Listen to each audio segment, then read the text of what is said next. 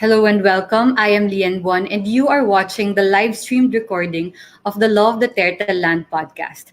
We'll be talking today about the Malampaya gas project. This is a long-time endeavor of the Philippine government to explore the Malampaya gas field off of the coast of Palawan for oil.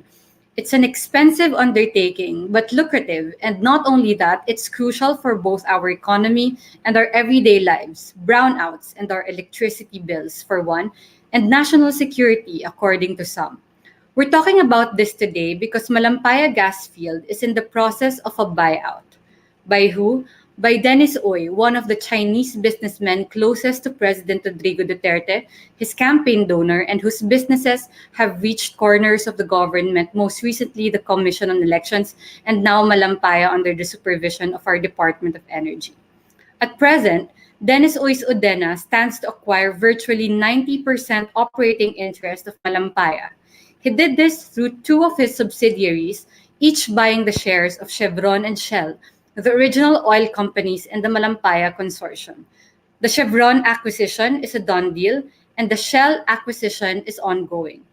Our Department of Energy is facing mounting criticism and a graft complaint for allowing this to happen, with a complaint alleging that Ois Odena and the subsidiaries were not financially and technically qualified to be part of the consortium.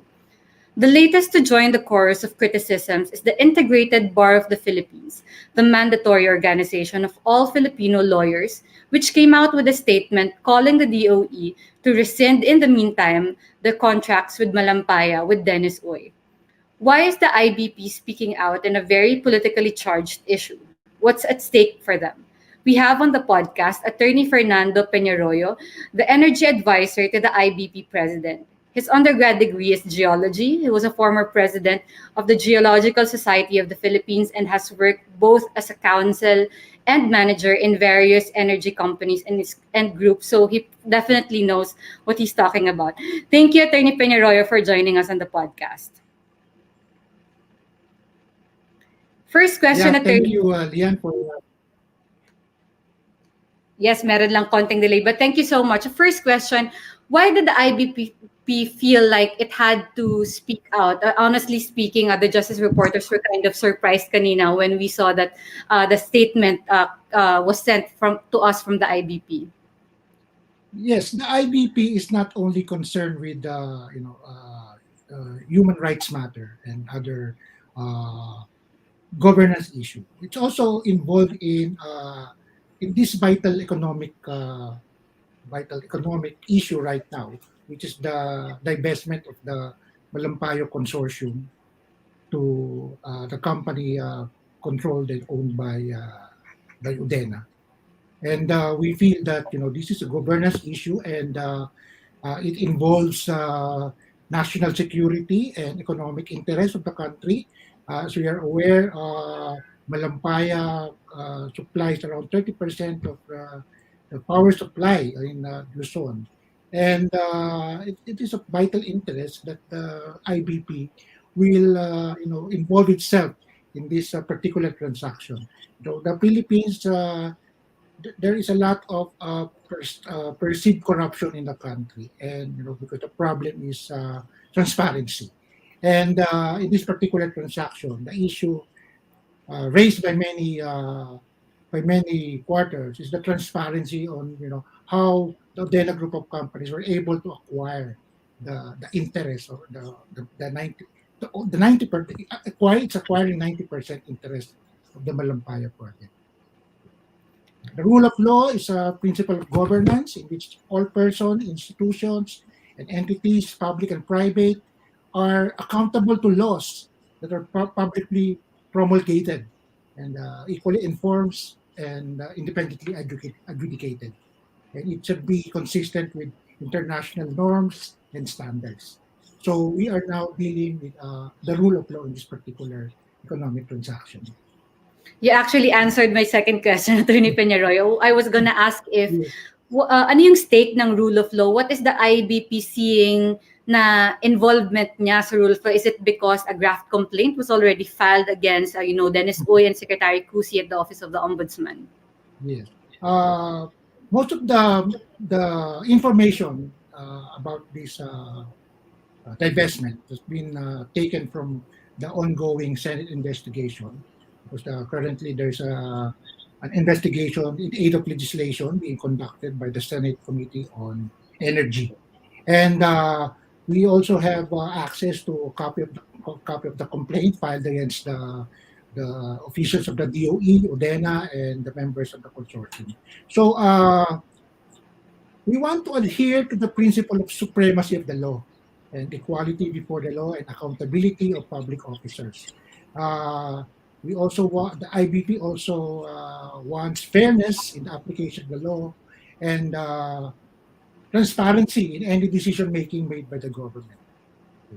So we want to avoid any arbitrariness and procedural, and we vouch for procedural and legal transparency. That's why the IBP is uh, trying to, to be involved in this particular issue. Right. You mentioned arbitrariness. I think it was Senator Sherwin Gatchalian who said the DOE, which granted the yung acquisition, may have bent its rules in favor of Dennis Uy. So you're saying, what you're saying, correct me if I'm wrong, is that you're advocating for a much transparent process sana, and to have this all reviewed and threshed out for the public to see para ma-clear yung lahat ng cloud of accusation that there wasn't any favorable, you know. Yes, you're correct. We want transparency, particularly on this divestment by the government of its very vital economic resource. And you know, a lot of people are questioning the transaction, and they are saying that during the course of the Senate investigation, there was so much inconsistency on the part of the government through the DOE in their answer to some queries from the Senate committee, because there seemed to be some doubt as to whether or not there was a proper financial and technical evaluation of the assignee of the interest, which in this case is the Odena group of companies. That's why we are in fact, calling for the continuation of the Senate investigation, so as to allow all the parties to explain themselves. We are not trying to pin down any parties on this particular issue, but we just want the process to go to a transparent procedure. And we issued a statement. The title of the statement calls for an urgent call for full transparency on the sale of the Malampaya natural gas resource. We are not accusing anyone of cronyism. We're not accusing anyone of being remiss in their duties, particularly the government officers. We just want the public to be informed on how the process went through. That's why we are calling for, in the meantime, while the Senate is conducting the ongoing investigation, we want to hold everything in its status quo. So that's why we wanted the DOE to, in the meantime, cancel its approval of the Chevron's, the transfer of Chevron's interest. At the same time, hold in abeyance the ongoing approval process on the transfer of Shell Philippines exploration interest to the same group of companies. Attorney, can DOE do that? Can it cancel and can it hold in abeyance the ongoing acquisition of Shell? Hindi ba sila maakusahan ng violation of contract obligation with the two subsidiaries? Yeah, that is a basic legal issue that can be taken against any cancellation of the transaction with Chevron. But of course, there's also a general rule that if any transaction that's attended by fraud or it can be cancelled. That's the general rule in law. So if the Senate investigation is able to prove that the government was in remiss of its duty and there was fraud involved, I'm not saying that there's fraud involved, but we want the Senate investigation to proceed so that we will determine once and for all if the process was properly done. And at the same time, we also request the Office of the Ombudsman, to proceed with the case, to decide the case expeditiously. Mm. Because it will give a chance to the people who are accused in that particular complaint, to prove themselves, to prove their innocence. Yes, let's go to the finer details ng deal, no. Yung 10%, yung natitirang 10% is held by the Philippine National Oil Company, the PNOC, and I think under the law and under the service contract, kapag magte-transfer ng ownership yung mga kasama sa consortium, the government has a right to match. Ibig sabihin, parang pwedeng sila na lang yung bumili. And contained in your statement also is that the government has a mandate to acquire na lang yung shares and raise the funds so the government could buy it and match the offer of the Dennis Oil subsidiaries. Why is it important for the government na lang to buy and match the offer of the private sector or Dennis Oil subsidiaries? As we have mentioned earlier, this is a big project, very vital to economic interests. And I believe that it would be to the best interest of the government and the general public if it would be if it the interests that are being divested will be taken up by the government. Because under the joint operating agreement, PNOCEC as member of the consortium was the right to match any offer from a third party. So I believe that the PNOC has the capability and the wherewithal to match the offer. PNOCEC is a government-owned and controlled corporation, and I believe also that the IBP shares that particular belief that the government or the PNOC can also get the same financing arrangement because in the first place it's a government-owned and controlled corporation. It has a better financial and technical, qualification than any third party at this time. Just to expound on that, you also said in your statement that considering just operating on the assumption dun sa allegation na hindi technically and financially capable yung mga subsidiary, you run the risk of these private subsidiaries tapping foreign resources, and that for you, according to your statement, may be of national security interest. Can you expound? Yes. Malampaya has an existing infrastructure. It has an existing pipeline bringing the natural gas from Northwest Palawan to Luzon, where the power plants are converting these natural resources into electricity. Now, a few hundred kilometers away from the Malampaya field, is the Recto Bank, where based on many studies conducted by petroleum explorationists, it might contain more resources, more natural gas resources. So, in order to exploit the natural gas in Recto Bank, you need an infrastructure, and you already have the Malampaya pipeline. So you just need to connect the natural gas from Recto Bank to the Malampaya, and you will be able to make the Recto Bank commercial operation. So whoever controls the Malampaya gas field will, in a way, be able to will have an advantage to exploit or to develop the natural gas in the Recto Bank. Right now, we don't have any existing alternative or indigenous alternative to the Malampaya. Of course, we can import liquid natural gas from other countries, but if we want to exploit or develop our own natural gas, then we have the Recto Bank.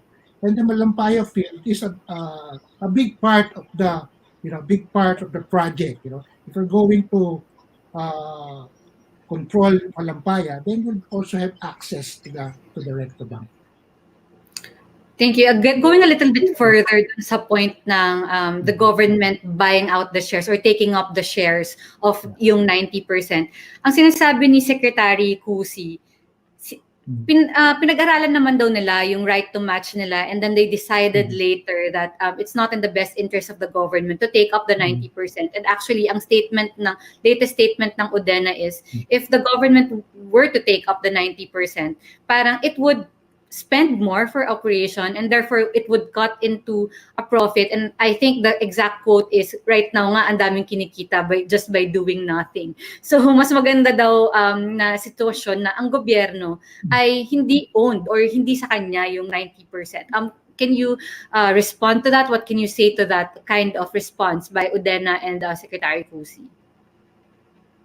Well, I do hope that the government made their homework, in determining whether or not it's not feasible for the Philippine government to acquire the shares that are being divested, because a lot of finance people are saying that PNOC can get can form their own project vehicle. They can borrow money from the banks, and all the more they're a state-owned oil company. The banks will be willing to lend to them, and I believe that PNOC also has a technical capacity, because PNOC was in fact created during the oil crunch during the 70s, during the time when the there was a great shortage of oil, and at that time PNOC was specifically created to become a national oil company and engage in oil exploration. So I personally believe, and this is shared by the IBP, that the national oil company is financially and technically qualified to operate the Malampaya field. And it has access to funds, because it's a national oil company. I believe that it's easier for a government-controlled corporation with the backing of the national government. If you need sovereign guarantee, you can. I think the the government can work around it. So it has the financial and the technical capacity to acquire the shares in Malampaya. Well, obviously, the consortium has been around for some time. It has been with Shell and Chevron. To your Mhm. knowledge, has there been other similar concerns in the past na hindi nasa private yung 90%? Basically, my question is, why is there suddenly so much howl and concern now that it has become it has transferred to Dennis Oy and Udena? Well, we all know that that Shell and Chevron are big oil companies. They have proven track record in developing very complicated petroleum resources. They also have the track record in providing finance to such operations. Now, the Senate committee is saying that Udena is not qualified, and they're also not technically qualified based on the records of the Senate committee. And this is the reason why the IBP wants more transparency. Mm. You're transferring a very vital energy resource to a company whose technical and financial qualifications are being questioned in the Senate. You explained earlier why you have concerns with national security. This is also something you Mhm. mentioned Mhm. in your statement. And although hindi naman siya explicitly sinasabi, all roads lead to, the Chinese incursion in the Mhm. West Philippines. So yun ba? Yes. Dun ba hinuhugot yung concern with national security? Well, what I can say is that Recto Bank is part of the disputed maritime area. And of course, we all know the protagonists in that particular dispute. So, without referring to any country or company, whoever holds that vital resource of Recto Bank and Malampaya has holds a very important backbone in our energy and our economic activities in the country. So it's very important that uh, the Philippine government actually controls that resource. So to the that's why we are advocating that the PNOCEC exercise the right to match under the joint operating agreement of the consortium.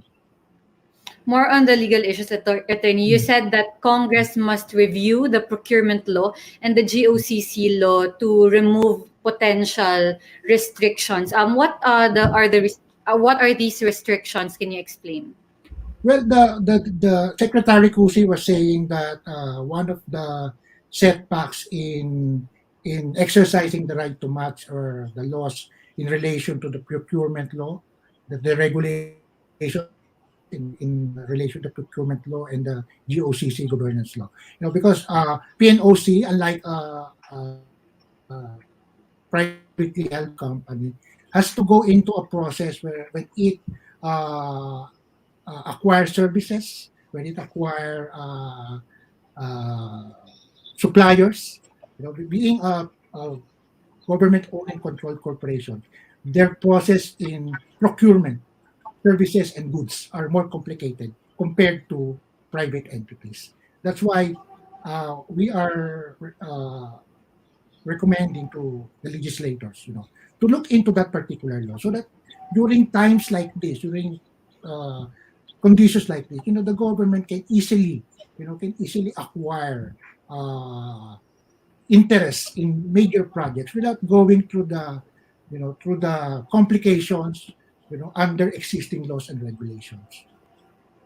IBP is always called to be resource persons in Senate investigation. Have you been called to lend your expertise?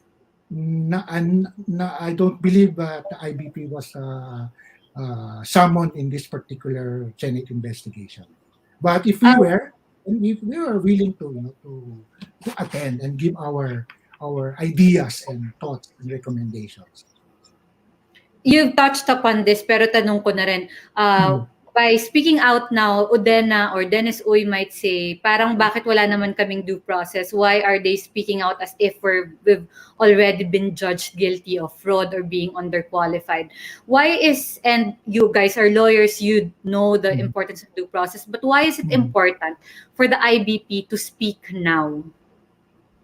Well, for the record, we're not accusing, Dennis Uy or the DOE of any fraud. We just want transparency in the transaction. And the trend of the IBP wants to be involved in this particular issue because we believe that this particular issue is of national interest, not only politically but also economically. That's why, as the mandated organization of barristers in the country, the IBP wants to, to to call for a transparency on this particular transaction, without accusing anyone. We just want the wheels of justice to roll. We want the Senate investigation to continue. We request the Office of the Ombudsman to settle this matter expeditiously, for the welfare of the general public, so that this will be discussed in the proper legal forum, Mm. rather than Udena being accused in media, being castigated in media by a lot of people. I think the way to go is to go to the legal process. What is the biggest legal concern that the IBP is seeing with these contracts, with this deal? Well, basically, if we are to base our opinion on on the Senate investigation, because this is the forum where this particular transaction is being deliberated, discussed, and debated. You know, we are really concerned on uh, the transparency issues on this particular transaction. We want the government to fully explain why they have approved the assignment to Chevron, and they're in the process of approving the assignment. Sorry, they have approved the Chevron assignment to Odena, and now they are now deliberating on the assignment, the Shell Philippines Exploration interest assignment to another Odena company. We want this particular transaction to be transparent. So at the end of the day, they can really prove that everything is done above board. All the parties involved in this transaction will be able to prove to the public that everything is above board. You already clarified Mm. earlier that you are Mm. not accusing anybody of cronyism. That's But that's the main line, no? Ito yung pinaka, and that's actually what gets the attention of people. Yes. Pag sinabi mong cronyism, dun sila medyo may pakialam. Yes. And without accusing anybody of cronyism, bakit kailangang makialam ng mga tao, or why do they have to follow this news and make sure that no cronyism actually happens in this particular deal? You know, when you say governance, it means that the government has exercised its full discretion in accordance with the law. And this is what the IBP calls for in this particular transaction: proper governance and transparency. That's why, you know, if the companies of Mr. Uy are indeed qualified technically and financially, then this is the proper venue for him to, you know, to to prove that his companies are qualified indeed to acquire the 90% of the Malampaya share. So uh, we had the Senate investigation, we had the ombudsman case. As I mentioned, let the wheels of justice, you know, roll so that the parties will be able to, you know, to defend themselves. Lastly, Attorney Peñarroyo, if we Mm. can attempt to simplify the importance of the Malampaya gas field to an Mm. ordinary person who might not Yeah. care about, Okay. gas field exploration, Yeah. ano yung impact nito sa buhay nila? Okay. Tagalugin ko na para Oh, yes. okay. Ang Malampaya ang nagsusupply sa atin ng kuryente sa Luzon. 30% ng ating power supply nanggagaling sa Malampaya. Ang Malampaya ay Malampaya service contract ay matatapos sa 2024. Ibig sabihin, hindi na pwedeng uh, mag kumuha ng gas sa Malampaya by 2024 kasi wala nang kontrata. Ang Malampaya rin ay nauubos na. Ang sinasabi ng mga eksperto na by 2027, ubos na ang Malampaya.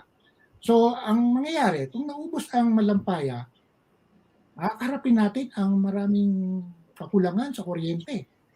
Ewan ko lang kung buhay ka na noong 1990s, early Yes, I 1990s. was born in 1990. Yeah, palaging brown out. So, pag hindi natin na alagaan ng gusto ang Malampaya resources, ay babalik na naman tayo sa mga blackout na nangyari noong mga early 1990s. So, sa ordinaryong Juan de la Cruz, importanteng subaybayan po natin itong nangyayari ito sa Malampaya. Make sure na ang makakakuha ng Malampaya ay technically and financially qualified.